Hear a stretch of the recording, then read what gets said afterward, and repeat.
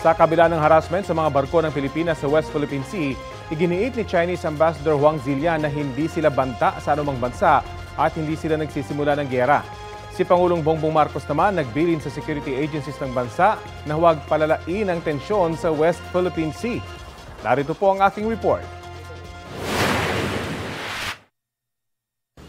Abril ngayong taon, nakalusot ang BRP Bagakay ng Philippine Coast Guard sa mahigpit na pagbabantay ng China Coast Guard at nakadikit sa mismong entrada ng Scarborough Shoal o Baho de Masinloc. Sa aking pagkakaalam, ito yung unang pagkakataon na nakalapit ng ganito kalapit ang isang barko ng Philippine Coast Guard dito sa Baho de Masinloc.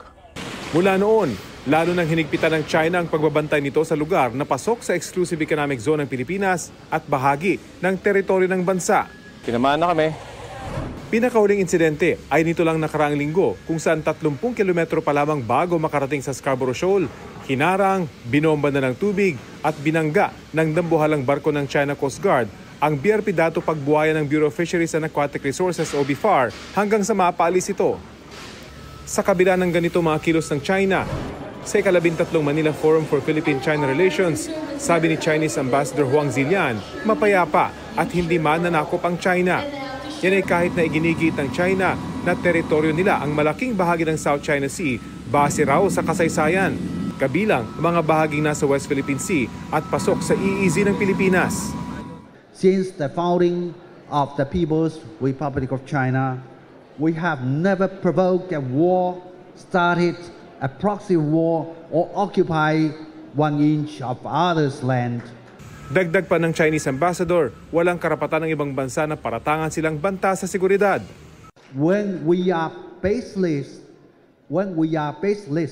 accused of being a security threat by former colonialists and aggressors, we can stand the test of the history and soberly aware of the reasons behind.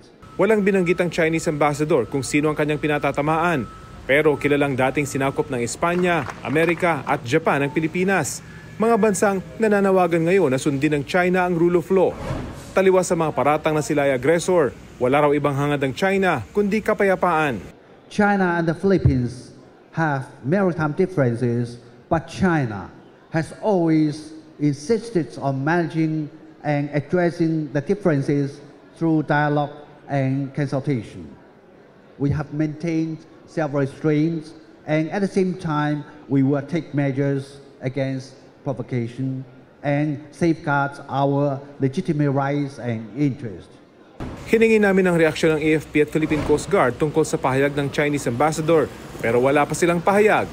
Sa kabila ng paulit-ulit na harassment ng China sa mga barko ng Pilipinas sa loob ng ating Exclusive Economic Zone o EEZ, nagbilin si Pangulong Bongbong Marcos sa Joint National Peace and Order Council meeting sa Camp Crame.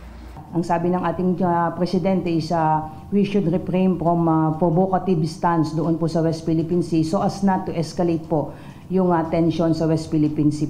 Plano rin daw ng gobyerno na bumili ng unmanned aerial vehicle na gagamitin sa West Philippine Sea.